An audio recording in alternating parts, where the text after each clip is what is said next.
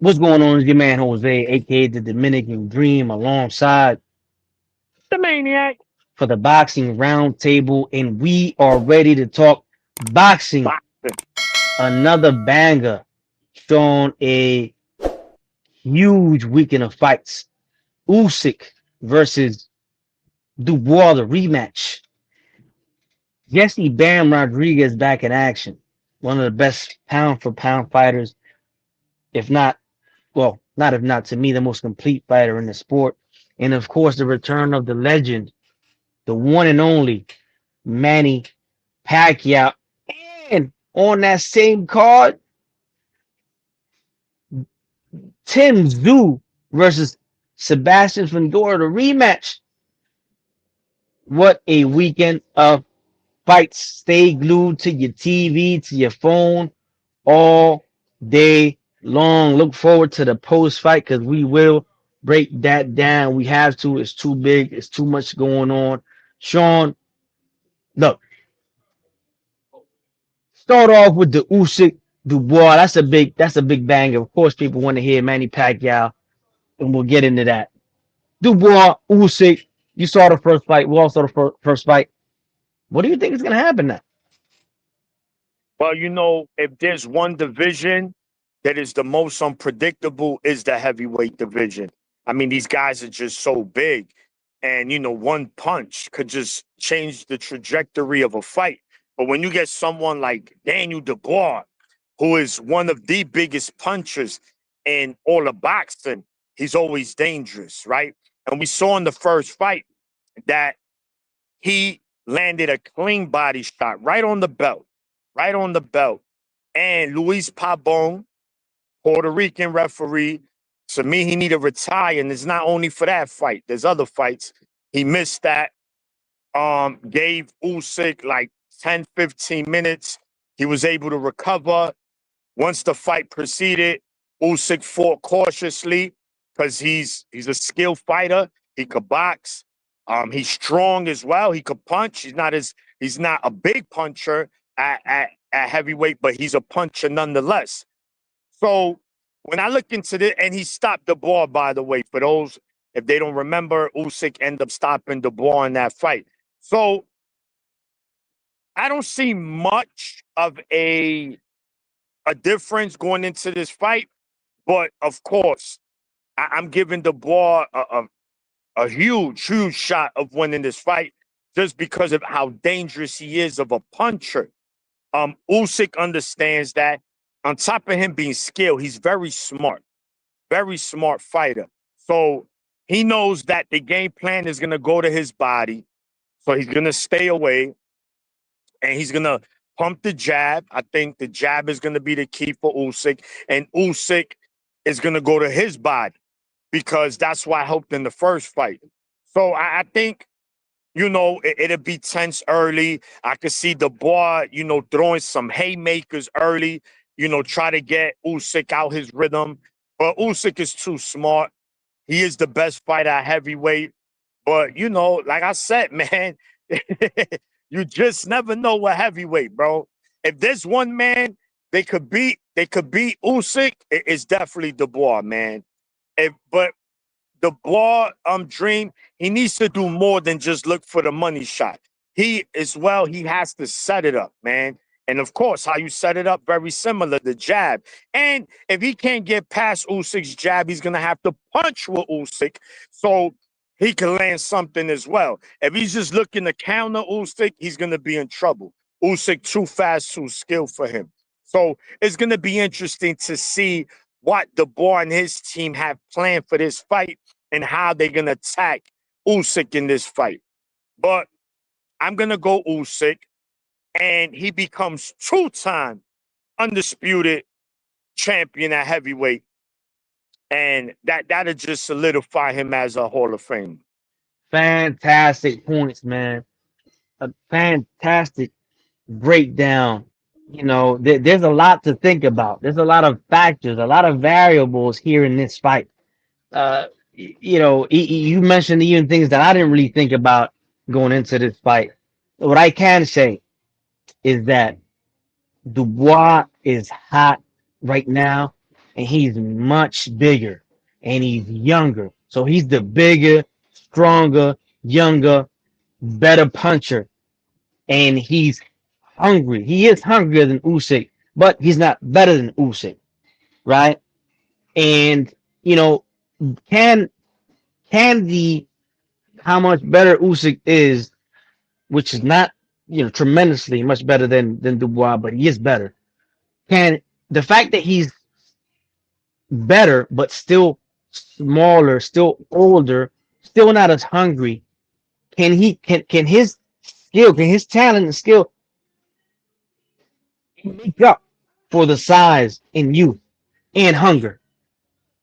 So I think it's like I think that's what this fight is: size, youth, hunger versus skill, experience, intelligence. What will happen? It's really tough to predict. I don't think Dubois has the tools to decipher an Usyk, to decipher this kind of fighter if he chooses to go that route of deciphering, which in my opinion he shouldn't. The route he should go is, bro, bombard him, bombard him, fight a heavyweight style fight against him. You know, don't go in there and try to look cute, try to jab with him, try to move with him. No, no, no, no, no, no. What you got to do is use what you got. What do you have? You have the size, you have the power, you have the youth. Use all of that. Lay on him, rough him up on the inside, throw punches, make it uncomfortable, drag him into a brawl. Easier said than done, because we know Usyk is perhaps has the greatest footwork out of all the heavyweights, along with Tyson Fury, believe it or not. He's who's very light on his feet. He moves around the ring very well. So Dubois has the bum rusher, man. The approach by his corner has to be, bro, you got to use that power, use that size. If I hear dumb shit like, yo, just try to jab with him, don't let him get, no, I hear a lot of corners that are stupid, that send out their fighters, their mediocre, subpar boxers to go box with the superb boxer. That's a no, man. That's a losing proposition. You know, I think that this fight is really 50-50. I think it's a 50-50 fight because, like you said, it's very unpredictable, the heavyweight division. And I think particularly this fight because Dubois now believes in him more than he ever has. I see that hunger, that same hunger that I saw when he fought Joshua, that I said I predicted him to knock Joshua out, and he did. And I was one of the only people to predict that. So in this fight, this one is different. I think it's a toss up. So I'm really gonna go with who I like better, who I like to see fight more, and being that he's a more all action fighter now is Dubois. I think I'm gonna go with Dubois, and I'm gonna go with Dubois by stoppage. And I think that if he doesn't stop Usyk, it's gonna come down to stamina. That's another thing that has to, and we know Usyk has that. If he does get tired in the later rounds, he has shown us. But if you go to the body on him, and let's be honest, he don't like those body shots. He don't like them. So, yo, Dubois, you already know that. You already, and when you're such a big dude and a big puncher, once you start going to the body on somebody, especially Usyk, he's gonna feel it, and all you gotta do is then go back up top. Now, when you go to the body, he's gonna leave himself free for you to go back up top. So even if you're touching him to the body and he's just being cautious and putting his hand down, you come in with an overhand right here, and you can knock his block off. Right? That's what Dubois has to do in the fight. Body work, pressure, make sure his stamina is on point. That's what he has to do to win the fight. Usyk. Usyk has to, what does he have to do to win the fight? He has to beat Usyk. He has to beat Usyk. Stick and move. Stick and move. At this age, at this juncture in your career, it won't be wise to try to, act like, yo, I'm tough too. I could bang too. I'm a smaller heavyweight, but if he wants to do that, that would be stupid. So he just has to be Usyk, stick, move, tie him up on the inside, try to tire Dubois out. But it's a 12-round fight, guys. And as long as the fight is on and those seconds are ticking, Dubois dangerous. Dubois dangerous. So, I'm gonna go ahead and I'm gonna go with Dubois. I might sprinkle something on him too, because I know he's probably the underdog. Oh yeah, And but I expect a very fun fight. A very fun fight.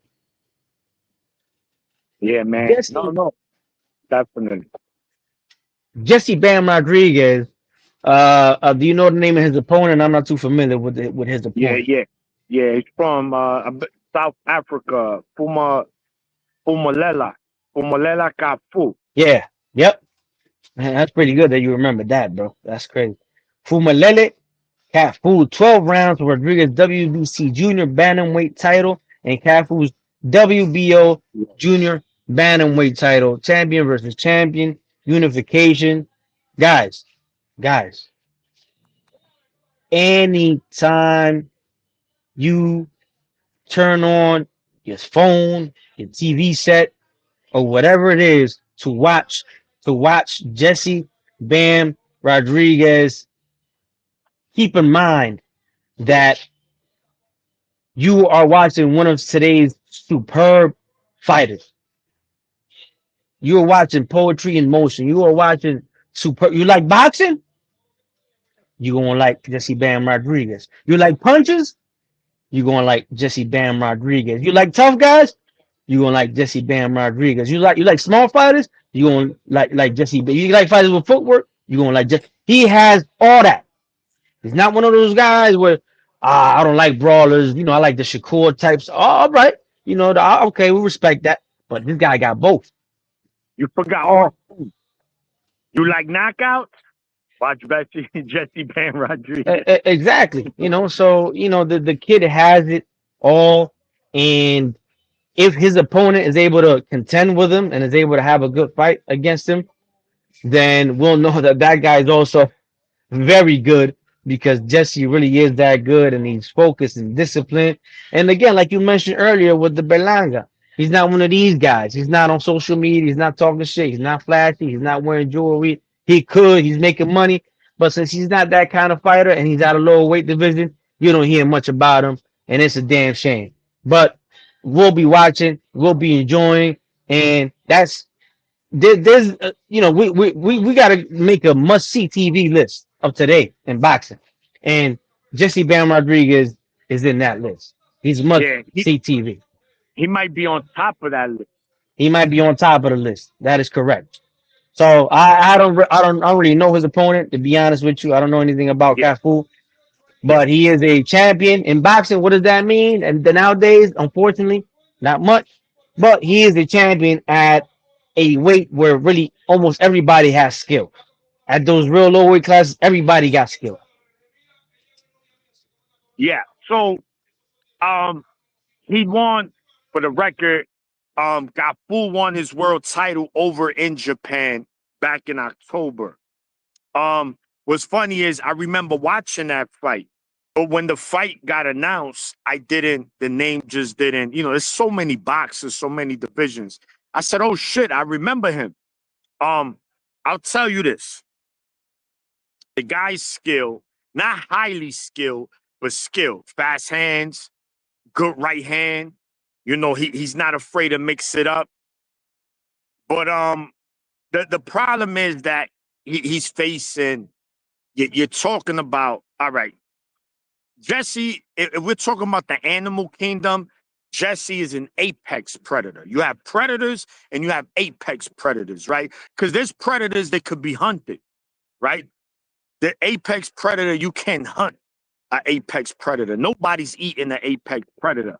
But the only thing with this fight, Dream, that gives me some worry. That gives me some and two things. One, every fighter, no matter how good you are, you're gonna have a bad night, right? You're gonna have a bad night. It happens. You can't win them all pretty. Is this that night for him? That's one. And two, he has a mega fight lined up. It's already in there. It's already signed and sealed against Puma, Fernando Martinez. So Is he overlooking Gafu? I'm not saying that he is. I'm just saying mentally, you know that this there's there's gold at the end of the rainbow, but you got to get to the end of the rainbow, and you're on your way to the end of the rainbow is this guy. So this is gonna tell us a lot. But when you look at Jesse Bam Rodriguez, and I'm not just talking about his skill set like you mentioned, which was exactly spot on. But what makes him also special is this: he has a veteran mindset. You just see it. He has a veteran approach. He's in there. He's business like. Like you said, he's not, I'll fuck you up. I'm going to knock you out. He'll just probably be like, yo, bro, after this fight, do you want to join me online and motherfucking Ghost Recon? And you know, like, But he's look, a humble kid. he respects the sport and he respects himself. Right. So it's I can't. I'm never gonna pick against Rodriguez until I see him lose. I'm just sorry. He's just that polished, and he's a dog, and we just seen it. But now, yes, he's been cooking these veterans who were, still got some in the tank, but not full. These guys are younger champions. So I want him to show the world, like, look, it don't matter who it is in there. I'm going to fry them. So Saturday is the beginning of that. If he beats Gafu, he becomes a unified champion. And then in November, he'll be going for his third title at junior bantamweight when he faces Fernando El Puma Martinez, which is going to be another phenomenal fight. But yes, Yeah, like real quick, yeah, like my brother Dream said, if you want to watch Gil, you want to be excited, this is the guy to watch, man. I guarantee you won't be disappointed.